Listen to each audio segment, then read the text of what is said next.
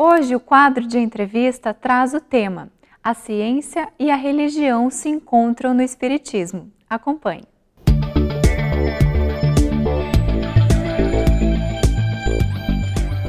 Olá, que bom que você está conosco mais uma vez e nós estamos aqui iniciando o nosso bate-papo, a nossa entrevista, tendo como companhia agradável o nosso Daniel Francisco Rossi.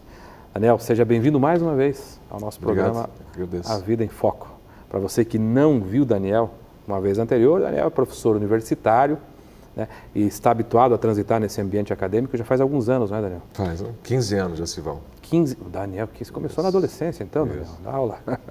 E o Daniel está ligado à Associação Espírita Caminheiros do Bem, que fica ali na divisa do bairro Jardim das Américas com o bairro Uberaba, na rua Ivo Ferro, número 130, em Curitiba. Isso. É uma casa muito bonita, muito agradável. Se você um dia quiser visitar, puder visitá-la. Daniel, você está aqui hoje, nós estamos aqui hoje para conversar sobre o Espiritismo em face da ciência. Perfeito. Durante muitos séculos, nós vimos, nós acompanhamos na história uma verdadeira briga, uma verdadeira guerra entre ciência e religião. Uma desqualificando a outra dizendo que aquela não serve. Então, elas não se conversaram. Ao que consta, o Espiritismo se apresenta como filosofia, ciência e religião. Perfeito. Dá para conciliar isso, né? Olha, dá para conciliar. A doutrina espírita é a prova exatamente disso, que dá para conciliar como se fosse voltasse às origens, porque ciência e religião saíram da filosofia, na verdade. Antes era só filosofia. Com Sócrates, ele, na sua filosofia, se discutia religião, se discutia aspectos científicos, teorias, e os seus discípulos, e a partir dali. Depois do Império Romano, na Idade Média, é a religião que deu o tom da sociedade, impondo verdades, descobertas, etc. Mas sempre houveram aqueles bravos que ousavam dizer que, olha, não é bem verdade isso, são cientistas, Copérnico, Giordano Bruno já tinha feito isso, mesmo sendo ele um religioso, Galileu Galilei, que foram contestando algumas verdades que a religião formal. E aí começou essa disputa. Muitos desses cientistas eram religiosos. Sim, eram religiosos, a maioria, grande como parte. Isaac Newton, Blaise Pascal, homens que foram formados. Boa parte deles, na verdade, foi formado dentro do ser religioso, e isso permitiu que eles, conhecendo profundamente a religião, mas sendo cientistas, pudessem fazer exatamente essa dissonância. Tal informação, ou qual informação, está equivocada pela igreja dominante. Isso não aniquilava a ideia de Deus. Para quase nenhum desses cientistas deixaram de acreditar em Deus por se tornarem cientistas. Eles tiveram um problema com a religião dominante, mas não com a religiosidade que eles acreditavam e tinham.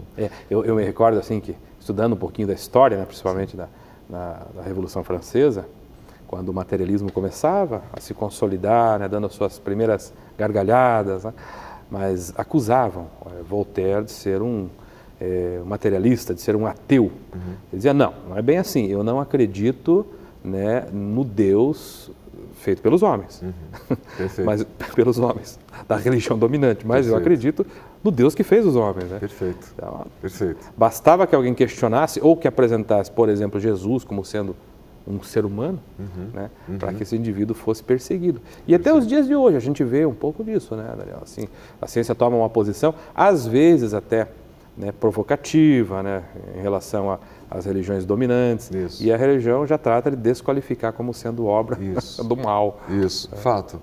E há uma novidade, na verdade, porque a ciência, ela vem se permitindo alargar um pouco a sua esfera de ação. Tem novos cientistas que falam de transdisciplinaridade, que é importante o cientista sair do seu laboratório, da sua matemática fechada e considerar outras situações mais holísticas. A ciência chamada intuitiva, ciência da mediunidade. Então a ciência tem permitido, a par e passo, devagarinho... Que é a ciência pós-materialista já. Pós-materialista, estudar os fenômenos ditos religiosos. E assim entrar numa seara que antes era restrita somente a domínio da própria religião. E tem situações curiosas. Na Universidade de São Paulo, na USP, tem um núcleo ali dentro que é o ProSer, que são estudos de espiritualidade e religiosidade. A poucos metros dali tem um outro instituto que é o racionalista, absolutamente materialista, dominado por matemáticos, que fazem o contraponto, eles não se conversam. Os dois estão produzindo ciência, de qualquer maneira. Esse instituto da USP, por exemplo, atestou como verídicas uma série de cartas de Chico Xavier. Isso foi agora recentemente. Foi recente, né? 2014, final de 2014. Exatamente. Outras iniciativas científicas por médicos espíritas brasileiros que publicaram agora de maneira... Isso foi trazido pela doutora Marlene Nobre. Foi publicado numa revista americana, uma das mais importantes do mundo, de neurologia e endocrinologia. Fizeram um estudo da obra do Chico Xavier, uma em especial de 45, que é Missionários da Luz. Em 2 capítulos, o Espírito André Luiz traz inúmeras informações sobre a glândula pineal. E na época, a ciência só conhecia a pineal achando que ela tinha algum efeito somente na puberdade do ser humano. E a época que a André Luiz trouxe esse conjunto de informações, a ciência está até hoje descobrindo, a cada década que passa, e confirmando, por enquanto, uma série de assertivas dadas por André Luiz lá em 1945. André Luiz, que na sua última encarnação foi médico. Foi médico, Carlos Chagas, segundo a informação de Chico Xavier, possibilidades, né? Possibilidades. Transitou por ali, né? Se formou na Escola de Medicina no Rio de Janeiro, desencarnou por volta de 1930, 31. Né?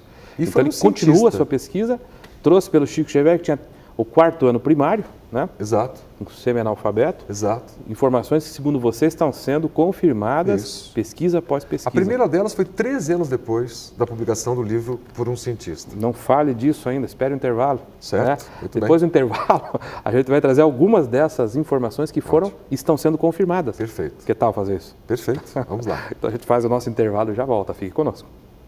Vamos para um breve intervalo e logo voltaremos com a segunda parte da entrevista. Não saia daí.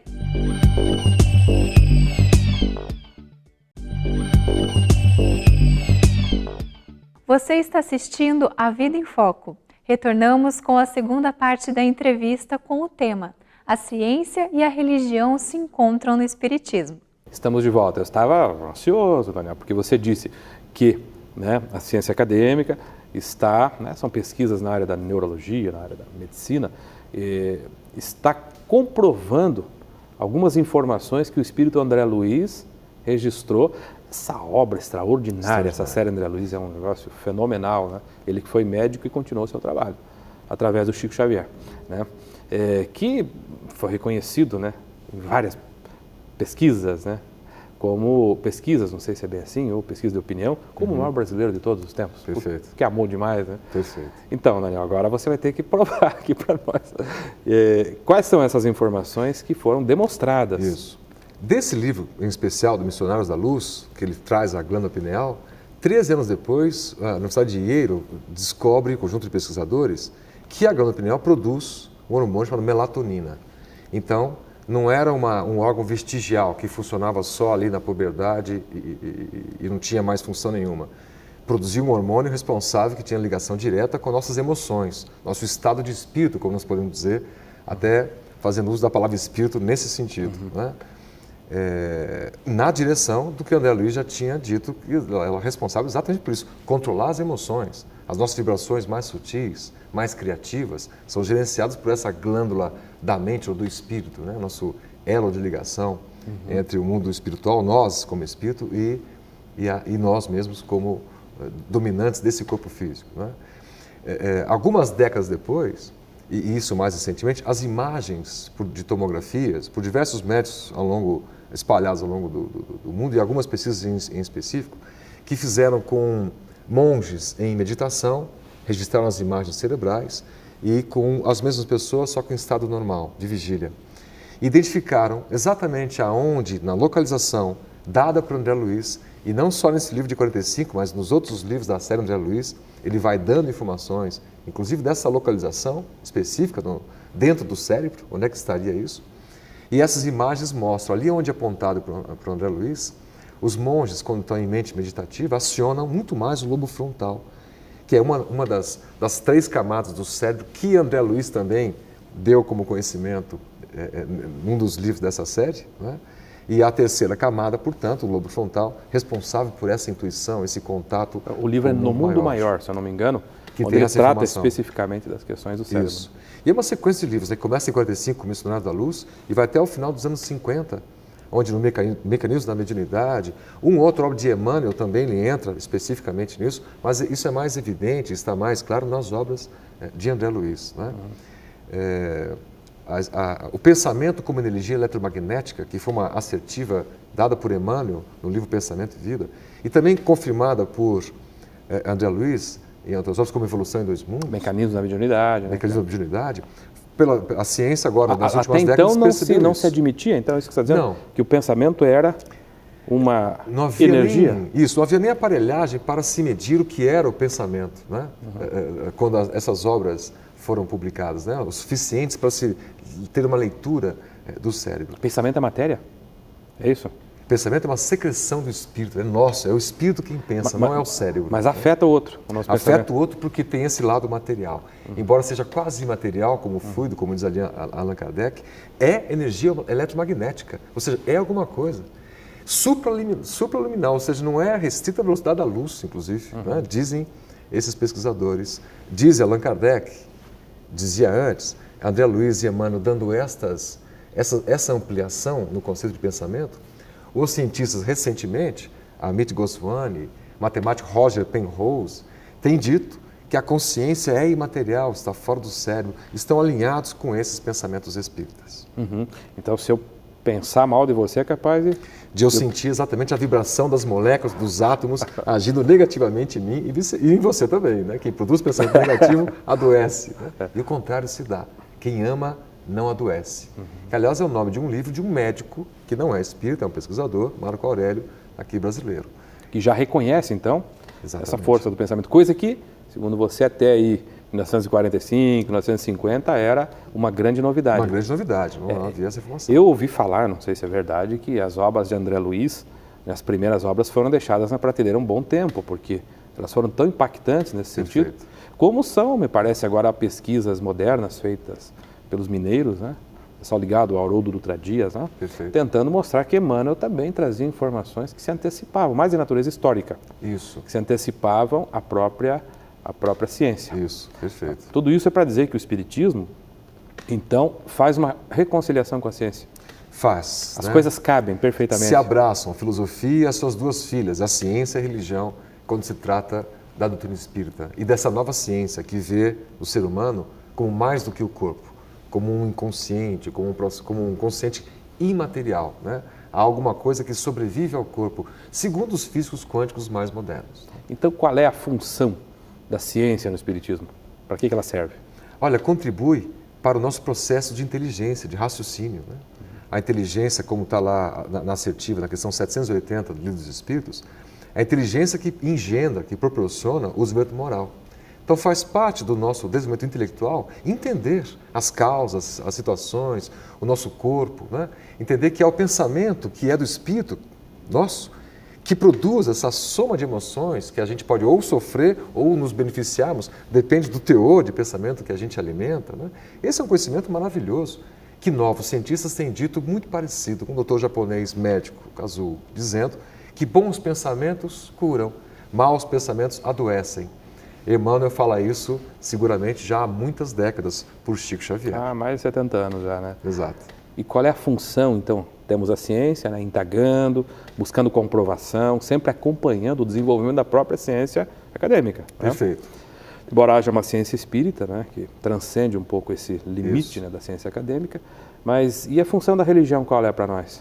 Para que serve? Porque eu não sei se a ciência é suficiente, né? Ela não se basta, me parece. Sim. Que a religião dá esse direcionamento para a própria ciência. Né? Enquanto a ciência ainda não tiver, nós não tivermos o preparo para, em nome da ciência, descobrirmos aspectos religiosos, ainda trabalhamos com se fossem dois compartimentos, né? A ciência avançando e a religião, que tem o papel de, baseado no que nós aprendemos, com as ciências, com os conhecimentos, ciência quer dizer conhecimento, a religião nos faz olhar para Deus, nos faz olhar para cima, entender que há um universo infinito, né, que vai muito além da nossa pequenez ainda, até das nossas conjecturas pequenas, que a ciência, por mais que tenha avançado muito, a gente olha a tecnologia e fica estupefato, a gente sabe que há muita coisa pela frente ainda que será feita, né, em nome da ciência. Né? É só ler as obras de André Luiz, que há muita antecipação nessas obras, Nós entendemos como é que as cidades vão funcionar com o consumo de energia, outras formas de energia. Outras matrizes. Né? Outras matrizes, né? E isso nos faz ver, a religião, portanto, nos faz nos sentir unos, né? Que há um Pai, há um Criador, há uma inteligência suprema.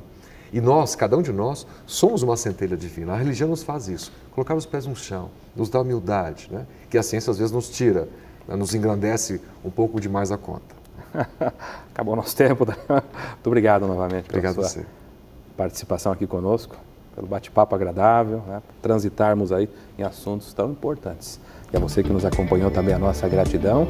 O programa continua.